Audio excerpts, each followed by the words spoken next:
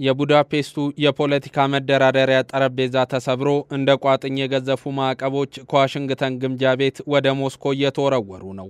ቀድሞውንም የፒተርስበርጉ ተወላጅ ለሰላም የተዘረጋጀ የለውምና ከሱ ጋር ማደርገው ውይይት አይኖርም ያሉት ዶናልድ ትራምፕ ውሳኔያቸውን ለማረጋገጥ ማዕቀብን መሳሪያቸው አድርገዋል። የሁለቱ ጉልበተኞች የገጽ ለገጽ ድርድርን ለማሰናዳት ለሳምንታት ሽርጉድ ስትል የነበረችው ምስራቅ አውሮፓዊቷ ሃንጋሪም መባከኗ ታዳሚን አሳጥቷታል። ነዳጅን የማዕቀባቸው ራስ አድርጎ የተከሰቱት አዛውንቱ ፕሬዝዳንት ሁለት የሩሲያ ነዳጅ አምራች ኩባንያ ምርቶች ላይም ተለምዷዊ እቀባቸውን ጥለዋል። ከወራት በፊት ፑቲን አንድ ዓላማን ሰንቀው ወደዛ ከአሜሪካ ግዛቶች ሁሉ በመልክዓ ምድራዊ ትልቀቱ በአንደኝነት ወደሚመደበው አላስካ መሄዳቸውን የሚያነሱ ታዛቢዎች ማዕቀብ የመጀመሪያው የመወያ ነጥባቸው እንደነበረም ያውሳሉ። እሳቸውም በወቅቱ ጠየቁ፣ ተሳካላቸው። ለማዕቀብ የሚቸኩለውን የአሜሪካ ፖሊሲም ለወራት እንዲለዝብ አደረጉት።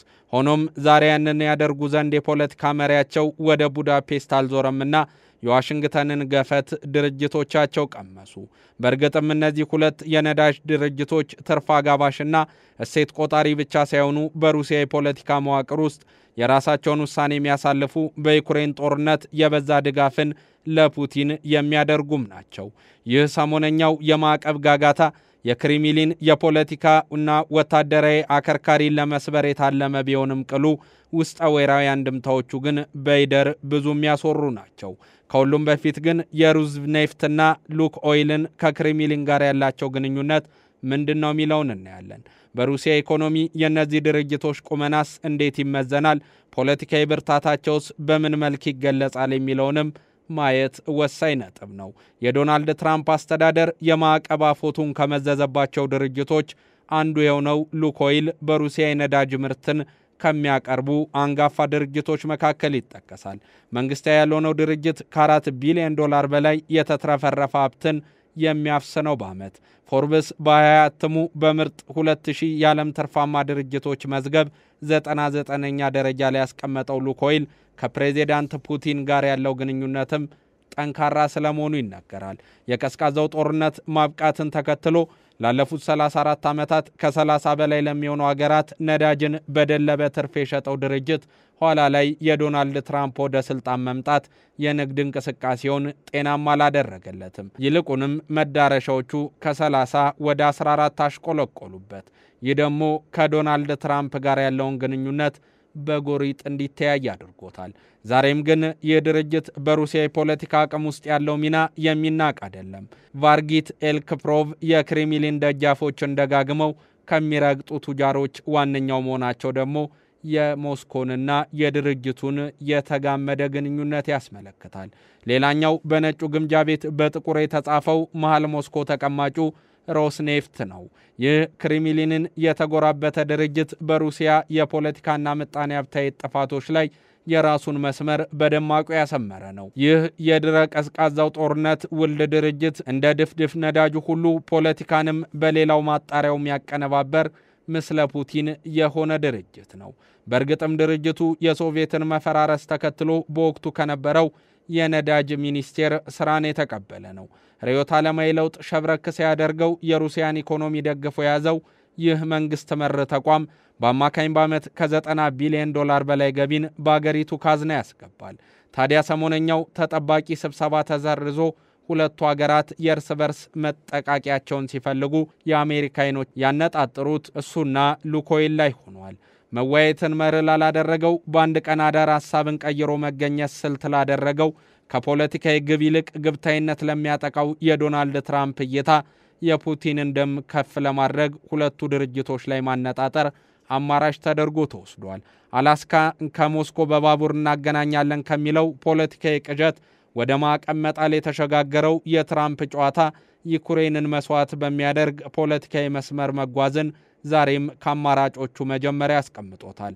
የራሳቸውን የፖለቲካ ስብዕና አግዝፈው ፑቲንን ለውይይት ክፍት አይደለም ሲሉ መደመጣቸው እውን ሰውየው በመነጋገር አጸድ በመግባባት ቅጥር ውስጥ የሄዱበት ርቀት የት ነው ተብሎ እንዲጠየቅም የሚያስገድድ አድርጓል።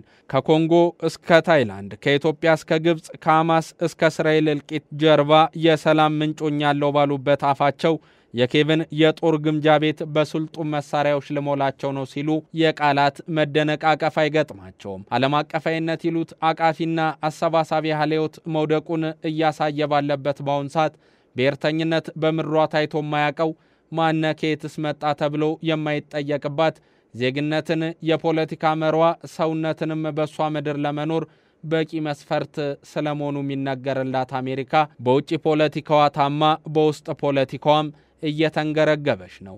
አሜሪካንን በድጋሚ ገናና አደርጋታለሁ የሚለው አነጋገራቸው በሱት ጎዳና እየመራቸው ያሉት ዶናልድ ትራምፕ ዛሬም የሚበሉት የሚያንቃቸው የሚረግጡትም የሚያንሸራትታቸው መሪ ሆነዋል። ከአሜሪካ ምድር ከእንግዲህ ወዲህ ቤሳቤስቲን እንደማይወጣ የገለጹ ዩኤስአይድን የሚያክል ፖለቲካ በእርዳታ ስም ሸፍኖ የሚሰራ እንዲያም ሆኖ የተራቡ ሆዶችን ስለመሸፈኑ ማይከድለት ተቋምን ያፈረሱ ዛሬ ላይ ደግሞ ከሩሲያ የነዳጅ ኩባንያዎች ጋር በፖለቲካዊ ግብግብ ተናንቀው የጥሎ ማለፍ ጨዋታን እየተጫወቱ ያሉ ፍቅራቸው ወረት ያጀበው ኩርፊያቸውን ተከትሎ ለሚመጣም እድሜ የማይመክራቸው በእርግጥ አሜሪካንን በታላቅነት ጎዳና እየወሰዱ ሳይሆን የመገለል መንገድን እያስመለከቷት ነው የሚባልላቸው ዶናልድ ትራምፕ ዛሬም ካነጋጋሪነት መድረኩ መውረድን አልሆነላቸውም። ዶናልድ ጄ ትራምፕ አሁን ደግሞ ያወዛጋቢነት ካርዳቸውን ወደ ሩሲያ መዘዋል። ስለ ሰላም ብለን እንነጋገር፣ ሰላምን ማምጣት የሁላችንም ግዴታ ነው ብለው በአላስካ የተነጋገሩበትን አፋቸውን አጥፈው መለስ ባሉበት ምድር ደግሞ ከፑቲን ጋር ምንም አንነጋገርም እያሉ ነው። በዓለም ሰላም እንዲሆን እየሰራው ነው እያሉ በዋሽንግተን፣ ካሊፎርኒያ፣ ኒውዮርክና ሎስ አንጀለስ የህዝብ ማዕበል ለሚያጥለቀልቀው የሀገራቸው ፖለቲካ መፍትሄ መስጠትን ያልቻሉበትን ተቃርኖ ውስጥ ሲገቡ የታዩም ሆነዋል። ጦርነቱ አሁን ባለበት እንዲቆም እንፈልጋለን ብለው ለዩክሬን የዘም ምልክትን ባሳዩ በሰዓታት ውስጥ ዘለንስኪን ቢሮአቸው ድረስ ጠርተው የሚዘልፉ ናቸውና የተገማችነታቸው የሚያመዝንባቸው ሰው ሰሞነኛው ከሩሲያ የነዳጅ ተቋማት ጋር የገቡበት የማዕቀብ ጨዋታ መጨረሻውስ ምን ይሆናል? ለሚተኩሱት እንጂ ለሚተኮስባቸው ብዙም አጽንኦት የሰጡ አይመስሉም። ግን ምላሹ አስከፊ ስለመሆኑ ዛሬም በስጋቱ ነው የሚተነብዩ አልጠፉም። ዘለንስኪም እንደ ሁል ጊዜው አሜሪካ ሆይ እርዳታሽ የት አለ እያሉ ነው።